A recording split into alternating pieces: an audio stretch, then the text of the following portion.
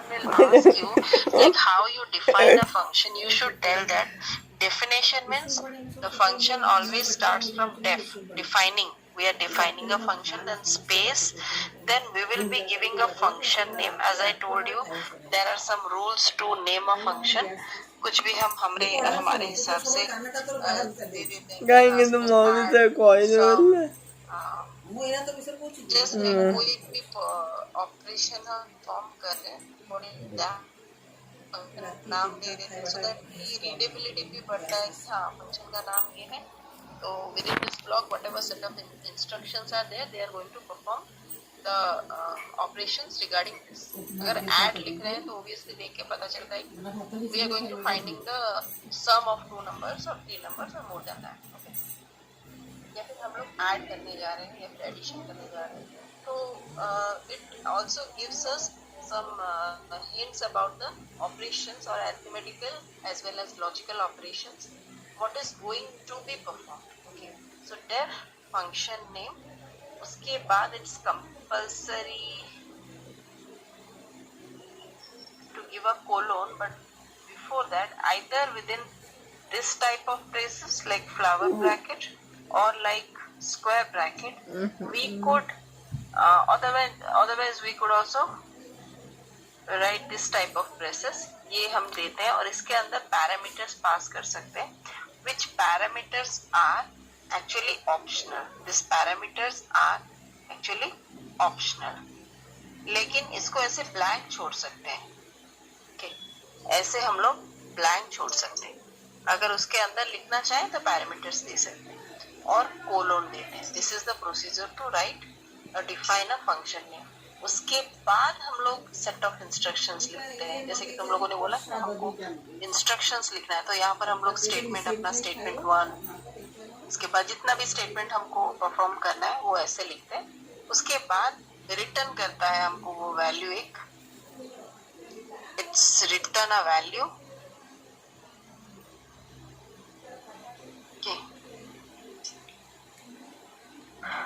Okay, तो ये उसके अंडर आता है। स्पेस देख के पता चलता है कि this 3 are indented within this function, तो हमको पता चलता है कि this is a block. Actually ये डेफिनेशन ऑफ ब्लॉक से लेके रिटर्न वैल्यू तक ये एक पूरा एक ब्लॉक है, इंडेंटेशन को देख के पता चलता है। Okay, so this is the syntax of a function. So as last class I told you, I have already shown you. Let me share the screen with you. तो लिख लो, ये syntax of function should be like this. Yes, ma'am. Okay. So last class as I told,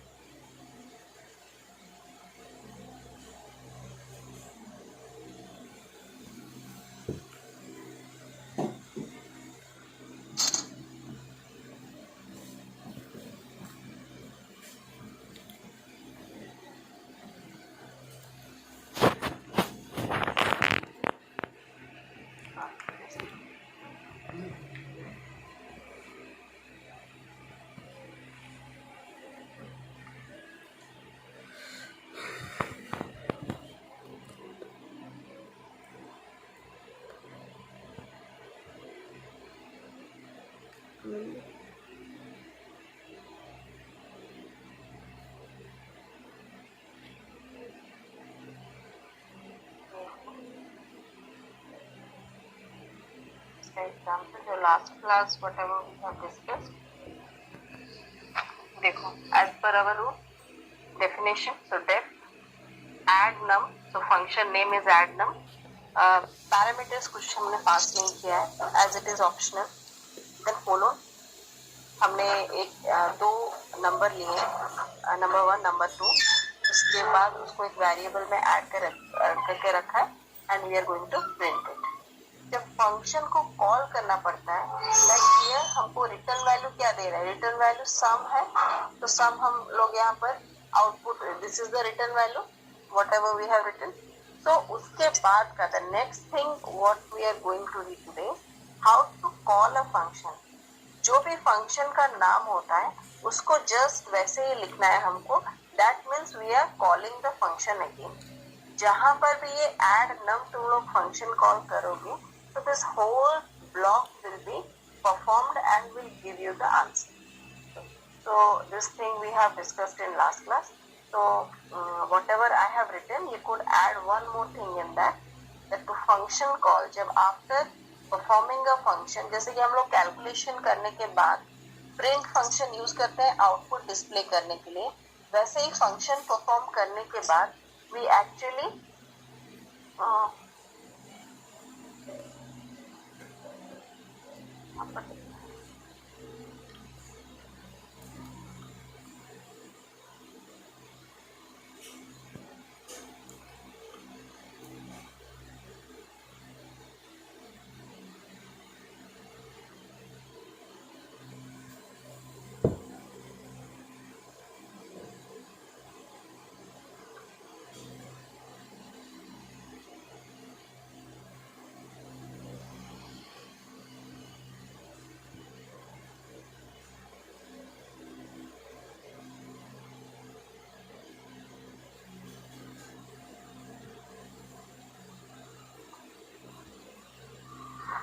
who is drawing on this whiteboard?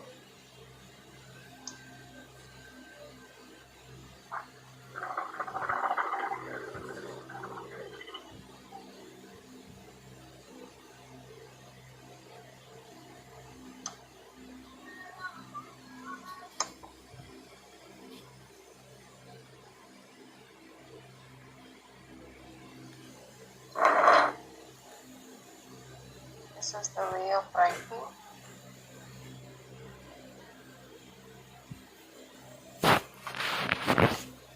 Statements, how many statements you want, you could write here, line by line.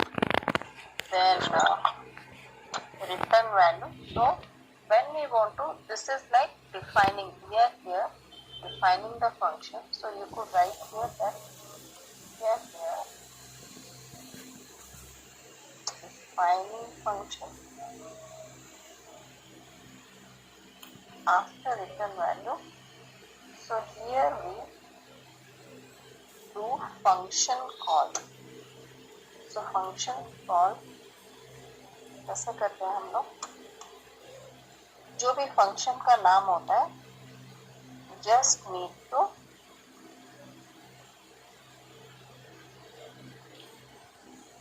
write that.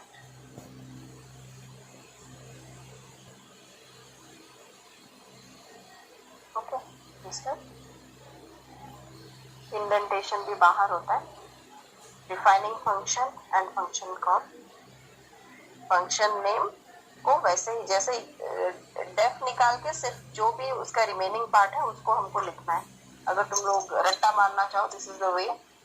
Rather than understanding, you could also right the function name and what ever parameters you have passed, जो भी define करने के time function में तुमने लिखा है. तो this is the way to call a function. Okay, so one more thing I will ask you, like you understood how to create a function. जैसे तुम लोग पहले प्रोग्राम लिखते थे कोई भी चीज के लिए, तो you will be writing the same thing, statements हो, print हो, सिर्फ तुमको एक नाम देना है उस ब्लॉक का def लेके और उसको कॉल करना है. That's it. That's extra thing actually we have added to our program. Nothing else. So if I will ask you, if I will give you one task that write a program to find sum of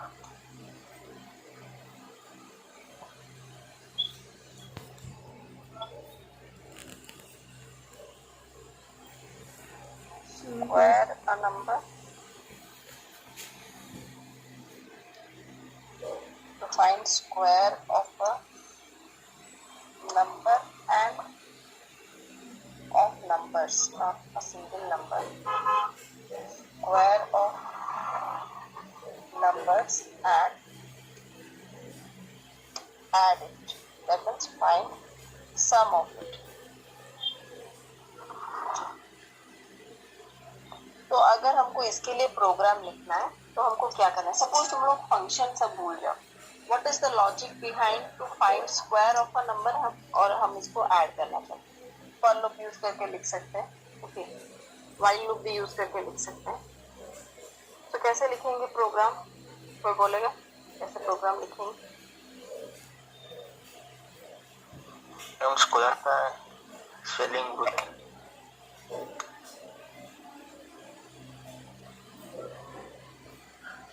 square का SQU use होती है। देखो logic अगर तुमको किसी को programme समझाना है तो फोकस की how I am making you understand. जब मैं भी तुमको पूछती हूँ so the same way you have to also say the logic the way I am explaining you. Like हमको पहले क्या चाहिए, एक नंबर चाहिए या फिर नम चाहिए, उसके बाद उसका स्क्वायर निकालना चाहिए। तो यही बोल रहे हो ना विश्वकल्याण की SQ बोल के एक हम वेरिएबल लेंगे और उसमें हम स्टोर करेंगे। तो this is not a correct way to tell actually.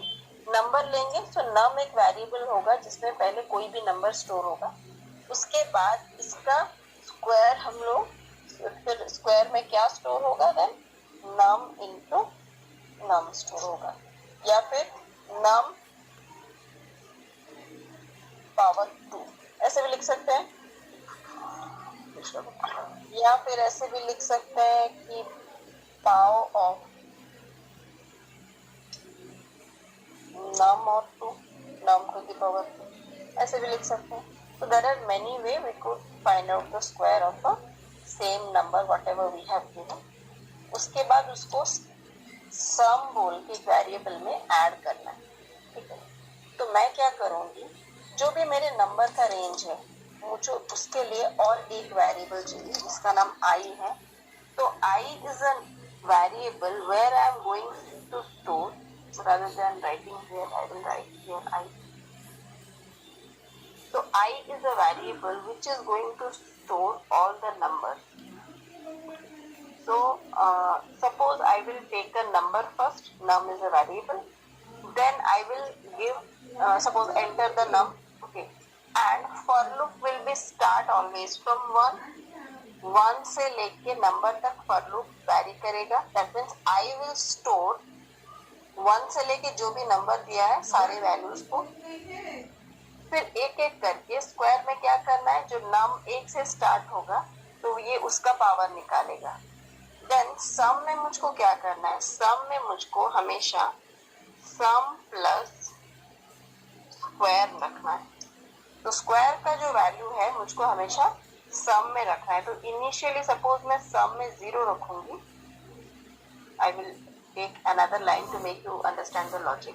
तो I will consider suppose first 10 numbers का मुझे स्क्वायर फाइंड आउट करना है। तो आई है, आई एक जगह है, सो नंबर लाइक इंडिविजुअली मैं 1 ले रही हूँ, 2 ले रही हूँ, 3 ले रही हूँ। तो नंबर का मतलब है कोई भी नंबर, 1 से लेके 10 तक कोई भी नंबर। तो I एक वेरिएबल है जो रखेगा 1 से लेके 10 तक के वैल्यू को, ठीक है। Yes, ma'am. That means this number, whenever we are entering a number, it is going to store in I. Square का काम क्या है, तो square is initially calculating the value of I. तो पावर ऑफ हम लोग यहाँ पर ये भी लिख सकते हैं कि I to the power 2। तो I का फर्स्ट वैल्यू क्या है, अगर हम लोग ये फॉर लूप में डालेंगे तो फॉर लूप 1 से लेके 10 तक कैलकुलेशन करेगा। तो I का फर्स्ट वैल्यू क्या है, I का फर्स्ट वैल्यू 1 है। तो 1 to the power 2 means it will calculate and it will store 2। Square में इनिशियली क्या स्टोर हुआ, 2 स्टोर हुआ। तो उसके बाद मैं बोल रही हूँ कि जब भी हमको सम को इनिशियलाइज करना है तो हम लोग 0 से इनिशियलाइज करेंगे, ठीक है। तो sum equal to sum plus q लिख सकते हैं, या फिर ऐसे भी लिख सकते हैं sum plus equal to S Q. ऐसे भी मैंने बोला था कि इसका मतलब क्या है, इसका मतलब है कि पहले सम प्लस एस क्यू होगा, फिर उसके बाद सम में ही स्टोर होगा। That means this statement whatever I have written here, okay. तो ये क्या करेगा, सम में जो भी वैल्यू है, सम में इनिशियली 0 है, तो स्क्वायर का जो वैल्यू है उसमें ऐड करेगा। स्क्वायर का वैल्यू अभी क्या है, 2 है, तो इसको स्क्वायर में ही सेव करेगा। तो स्क्वायर का वैल्यू क्या हो गया, 2 हो गया। ये हो गया आई वैल्यू 1 के लिए, फिर आई का वैल्यू 2 होगा, इंक्रीमेंट होगा। फिर स्क्वायर का वैल्यू क्या होगा, स्क्वायर का वैल्यू भी 2 होगा 2, so 2 to the power 2 क्या है 4। फिर क्या होगा, तो सम में क्या करना है, सम में अभी है कितना 2 है, अभी स्क्वायर का वैल्यू क्या है, सम का वैल्यू 2 है, स्क्वायर का वैल्यू 4 है, तो अभी सम में क्या स्टोर होगा 6 स्टोर होगा। 6 उसके बाद आई का वैल्यू इंक्रीमेंट हुआ 3, फिर स्क्वायर का वैल्यू क्या है, किसका स्क्वायर निकालना है हमको, 3 का स्क्वायर निकालना है, तो व्हाट इट विल बी,